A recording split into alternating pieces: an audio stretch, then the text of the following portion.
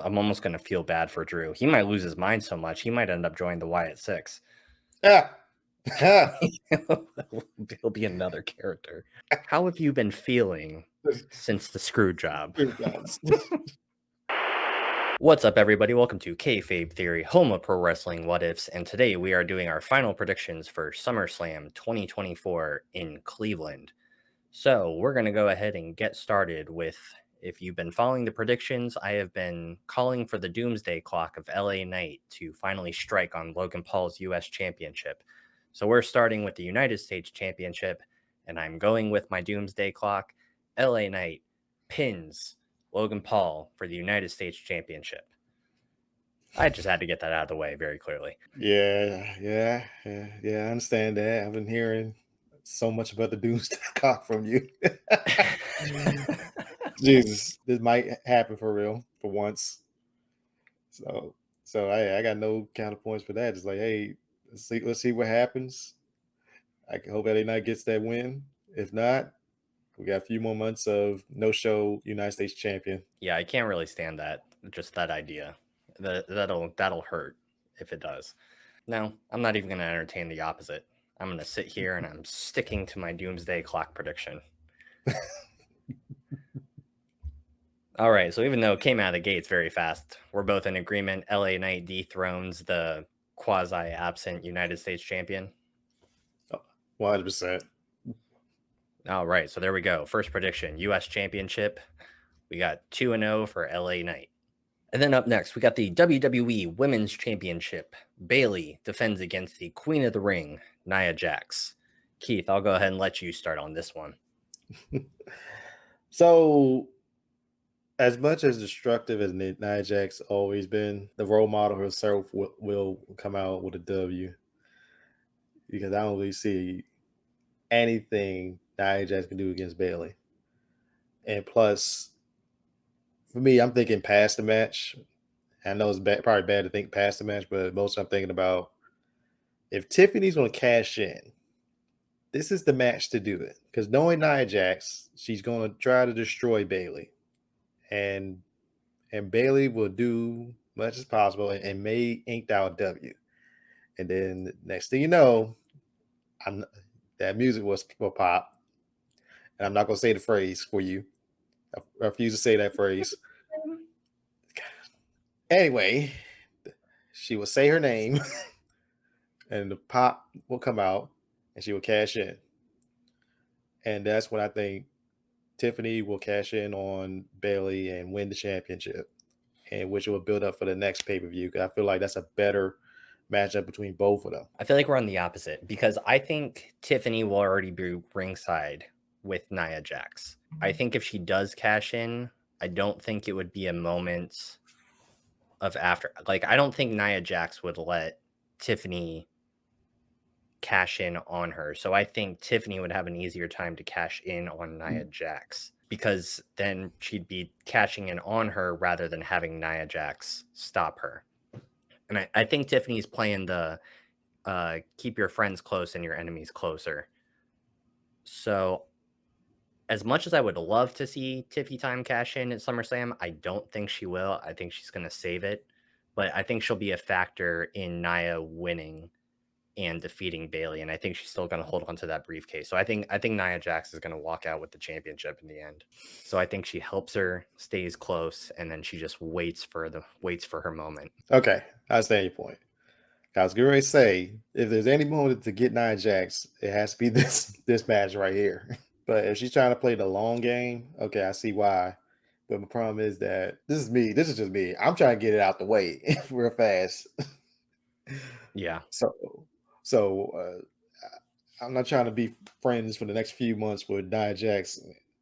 Nah, I'm trying to get this championship and be on my way. Plus, that briefcase has been destroyed, and she needs to get a new one anyways instead of it all taped up. So we haven't seen her with like a pink and bedazzled briefcase. So we've got to get Tiffy Time with an appropriate appearance of a briefcase before she even cashes in. I mean, we're not animals. All right, so in the end, we got one Bayley, one Nia Jax. And then up next, we are looking at the Intercontinental Championship. we got Sami Zayn versus one half of the former Wolf Dogs that I still hate them for breaking up during the draft, Braun Breaker. I still think Sammy's going to pull it out, and it's on one contingency. If Braun still continued the same thing he did last time.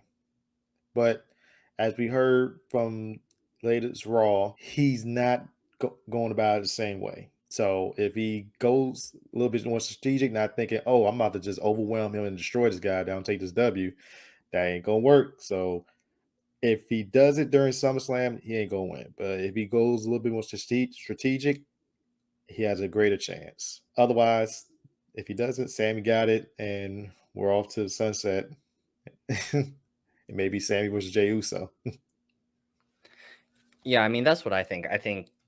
I don't think either one of them are gonna underestimate each other anymore. It's gonna be it's gonna be a very match with a very big feeling out period, and Braun's not gonna make the same mistake. I mean, he just tried doing one of his classic things of attacking behind, and Sammy caught him both times. So he's not going to be able to just hit the ropes at 23 miles an hour and take Sammy out. No, he's going to have to more thoughtful about the moves that he puts in and make sure he just doesn't keep getting countered, because you could tell that Sammy's ready.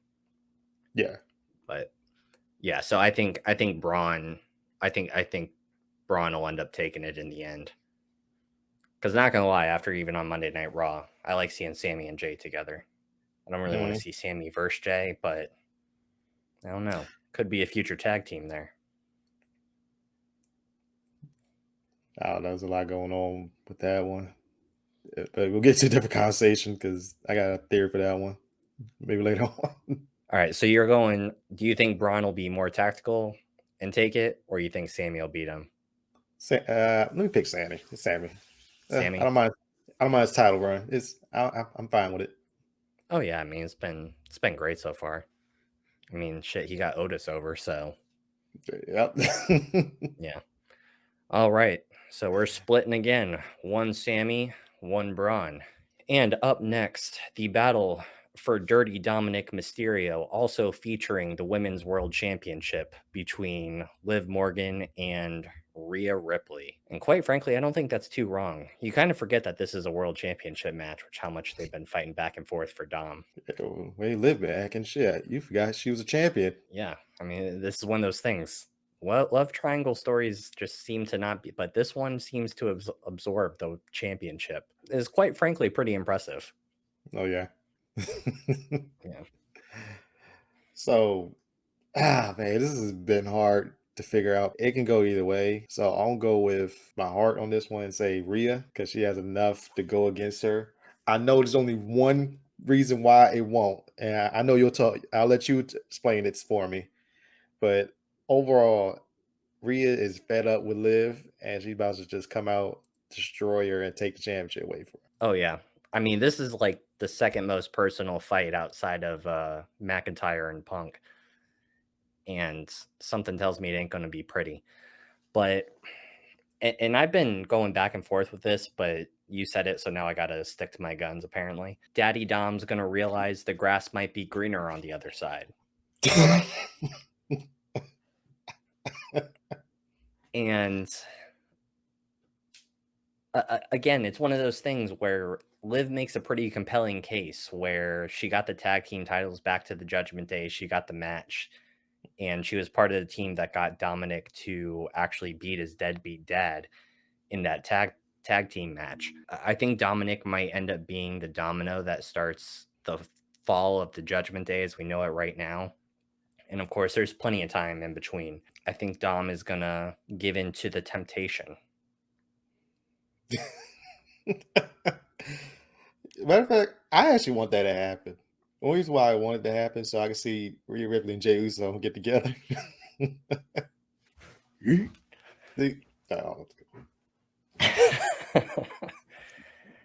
the thing is too is that if Liv is going to be this perpetual heel and stuff, I mean, what gets her to that level more than Dominic turning on Rhea during the world title match? Yeah. And just running away into the sunset together. And they'll have to run very fast because Mommy's about to create a new crime documentary.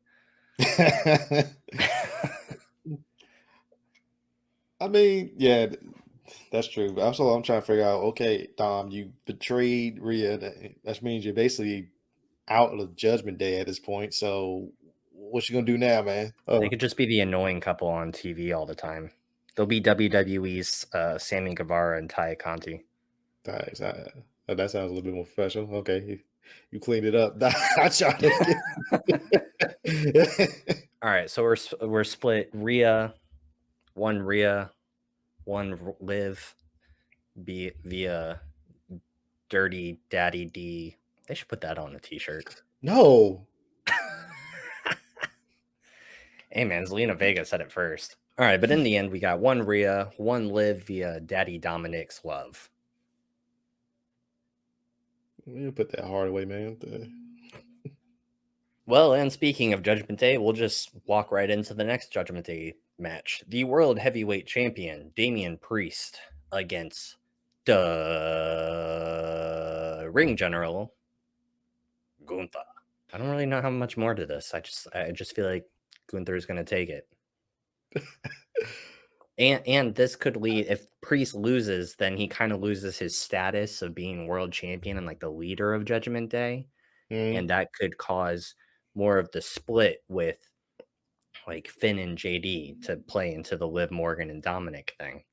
Because now it's like, well, if no one's champion, then are you really in charge? That's just justifying my choices. It's gonna take some real thought to this, but so basically, Damien Priest will keep the title. Then it might be just a straight up match, and then Gunther will try to get another rematch at Bash in Berlin.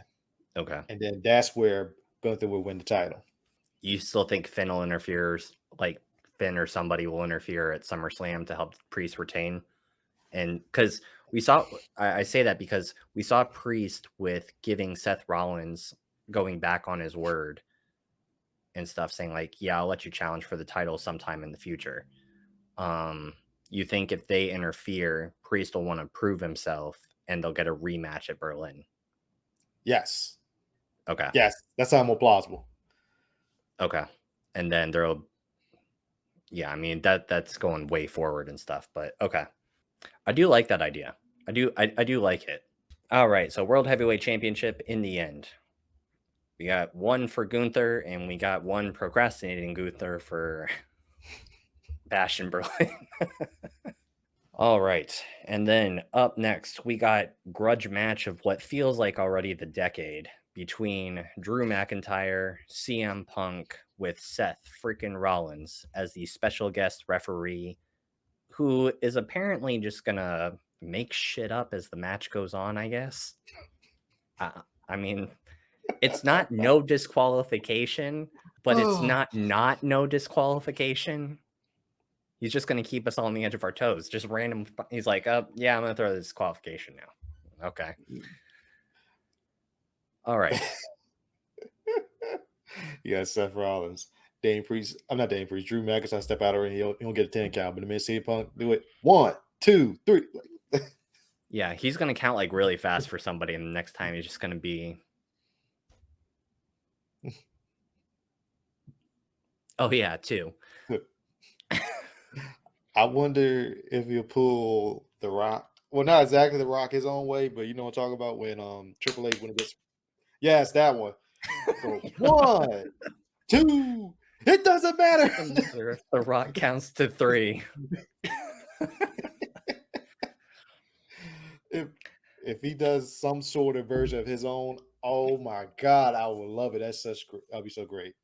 But okay, so the fact that you mentioned that fast count and everything, I think that'll play into at least what I think will cause the match. So first of all, I'm putting CM Punk over McIntyre, and it's going to be because Drew McIntyre is more of a hothead in this than CM Punk is.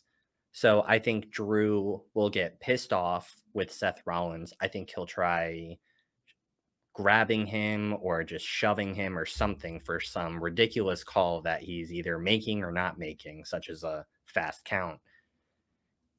And Seth will probably end up stomping him at some point. and Punk will walk away with the win, screwing McIntyre again and pushing all of this forward while finally giving Punk his first W in like a year. And what Punk will probably end up saying eventually, Drew screwed Drew. I've been waiting for him to finally say that. He never did. I was hoping he said it on Raw, but he never did. Okay. Which is weird because, I mean, it wasn't Bret Hart saying it, but being such a Bret Hart fan for Punk, you would think that he would take a play out of Vince's book about Bret. Yes. Yeah. So okay, let's get to my pick out the way. Yes, I agree with you, CM Punk, but I just want Drew to go through a whole mental breakdown after the match. And he'll have like a serious obsession to beat Punk for once for all. And I don't know how he gets a bigger obsession than right now. I don't know how it gets any more obsessed. well, right now he might target his session towards Seth Rollins Yeah. because now he's in the way. If Seth Rollins, let's say he does screw Drew, he'll try to start attacking Seth Rollins in the meantime, and process CM Punk might just slide right in. 100%. Yeah, I mean, Seth all but said it on Raw that he said he would stomp them in the ground if they try touching, laying his hands on him or whatever. Oh, come on. I forgot he said that. God dang it. He just be inviting problems. Just stop. I'm almost going to feel bad for Drew. He might lose his mind so much, he might end up joining the Wyatt Six. Ah. He'll be another character. Have his own vignette about being screwed so much. How have you been feeling since the screw job? All right, but Kayfabe Theory, so we are 2-0. CM Punk over Drew McIntyre with probably a little asterisk right there next to the victory. All right, and in the main event, we have the WWE champion Cody Rhodes against Solo Sikoa, the seat warmer.